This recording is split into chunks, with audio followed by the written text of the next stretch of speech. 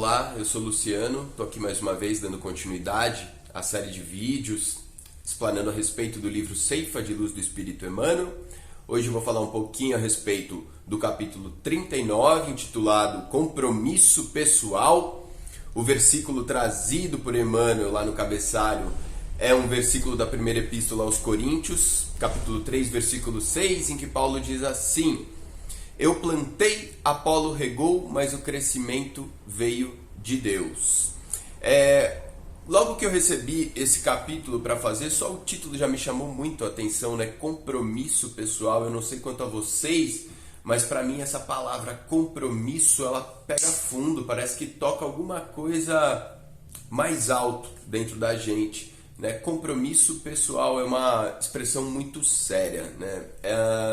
A primeira frase que Emmanuel coloca nesse texto me chamou demais a atenção. Ele começa o texto falando assim: nada de personalismo destrutivo na lavoura do espírito. Essa é a frase, né? Nada de personalismo destrutivo na lavoura do espírito. O que é personalismo, né? Essa frase me chamou muito a atenção porque ela abarca um tema do qual, quem já viu os outros vídeos que eu coloco, eu estou sempre mencionando, que é o tal do ego, né? Uma dimensão nossa mais rebaixada, uma dimensão nossa que toma um comando maior do nosso ser quando a nossa consciência está mais contraída, né? Uma pessoa que não tem a sua consciência desperta, ou que tem a sua consciência muito pouco desperta, é uma pessoa que muito personalista, uma pessoa que vive sob o domínio desse ego.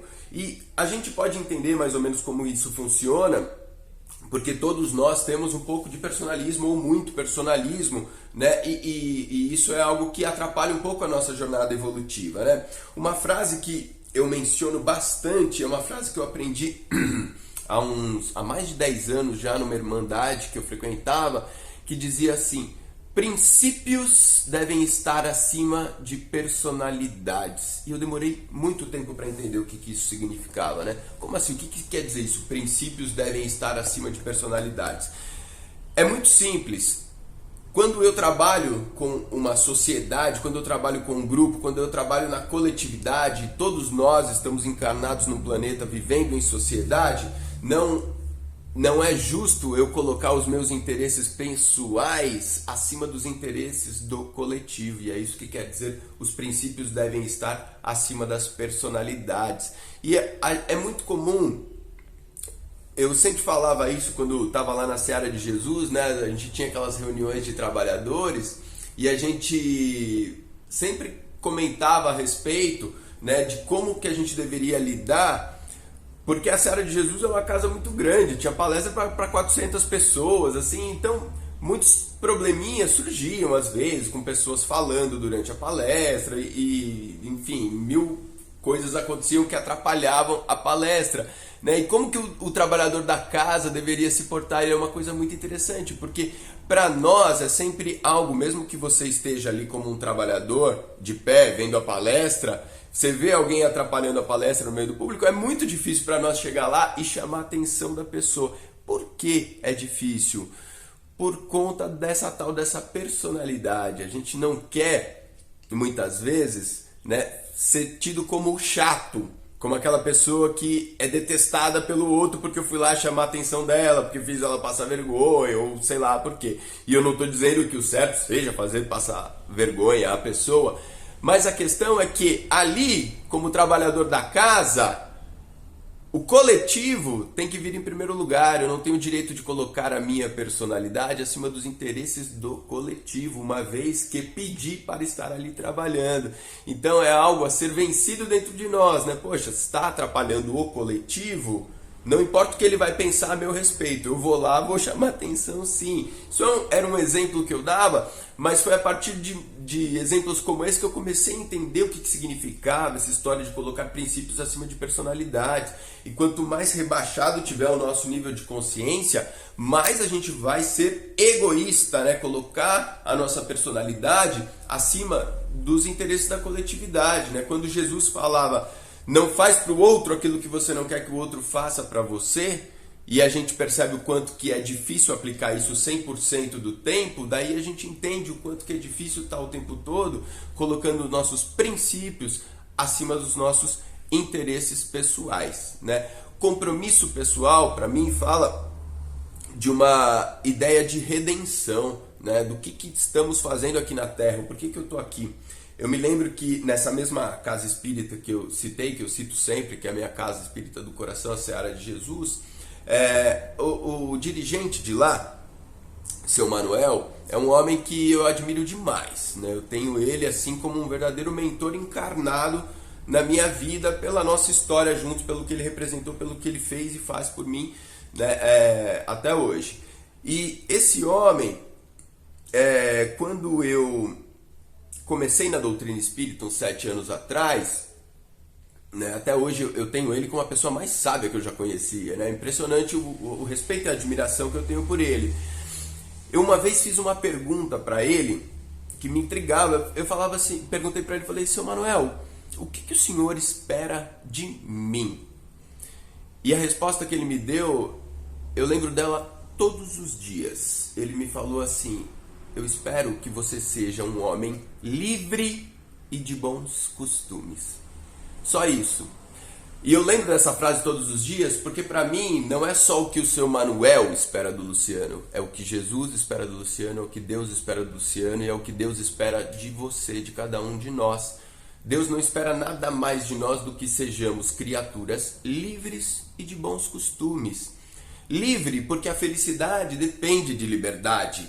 E eu não digo liberdade só física, eu digo a liberdade de qualquer dependência, seja ela emocional, seja ela de substâncias, qualquer tipo de coisa que te acorrenta a matéria, atravanca o teu progresso, atravanca a tua evolução e impede a tua felicidade. Então, para a gente ser livre, para a gente ser homem que anda de cabeça erguida, também é importante que sejamos homens e mulheres de bons costumes. O que é uma pessoa que tem bons costumes? É uma pessoa que não faz ao outro aquilo que não gostaria que o outro fizesse para si. É uma pessoa que aprendeu a colocar princípios acima de personalidades, ou pelo menos que se esforça diariamente para colocar princípios acima de personalidades, que se esforça diariamente, por exemplo, para não fazer escondido aquilo que não tem coragem de fazer publicamente, porque isso é um belo de um guia para nós, né? Será que eu estou agindo certo? Será que eu estou agindo errado? Depende, você precisa fazer escondido, né? Porque às vezes a gente precisa ser honesto com a gente, né?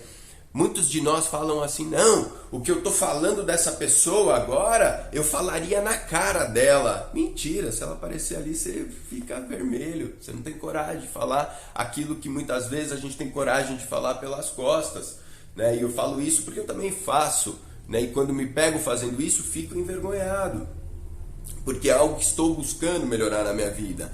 Deus não espera de nenhum de nós a perfeição nesse momento. O que Ele espera é a atenção, né? O esforço construtivo. Como disse Emmanuel, que a gente possa estar regando essa planta. Porque se todas as dádivas e todos os bens vêm do Criador, é evidente que a gente precisa estar aqui plantando, precisa estar trabalhando, precisa estar disposto. E mudar dá muito trabalho. É por isso que é algo que volta e meia o nosso ego nos convence a deixar de lado. Para um pouquinho com esse negócio de esforço evolutivo, porque isso gasta muita energia, isso dá muito trabalho. Na verdade, o que gasta energia e o que traz sofrimento para nós é o contrário disso, né? É se acomodar na nossa sombra, nos nossos defeitos de caráter, né? Defeito é uma coisa que só traz sofrimento para nós mesmos, né? Quanto mais a gente evoluir, mais a gente deixa de lado, né, os nossos defeitos, mais os defeitos ficam para trás, né? Eu já mencionei alguns vídeos atrás que para mim o livro mais sábio, o mais inteligente que eu já li em toda a minha vida se chama O Livro dos Espíritos, de Allan Kardec.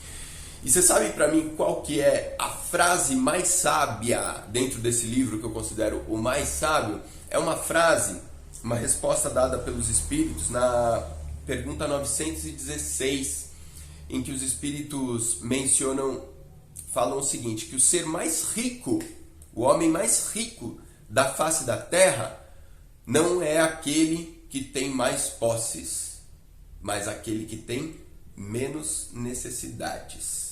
Aquele que aprendeu que isso aqui da matéria é só passagem. A gente está aqui de passagem. Quanto mais eu dou valor para os bens materiais, eu não estou falando para ninguém fazer voto de pobreza, mas quanto mais dependente eu me torno daquilo que tem aqui na matéria, mais me condenando a um sofrimento futuro eu estou. Porque aquilo que é teu agora, ou entre aspas, é seu nesse momento, daqui a pouco não é mais, daqui a pouco passa para a mão do outro, né? Aquela pessoa na mão de quem você deposita suas expectativas, mais cedo ou mais tarde pode não estar aqui, seja porque desencarnou, seja porque tomou outros caminhos na sua vida. A gente não pode ter essa ilusão, né, de que somos donos das coisas para sempre, né? Tudo passa. Então, na minha opinião, o compromisso pessoal é tornar-se cada vez mais espírito e cada vez menos matéria. Muito obrigado, uma boa noite.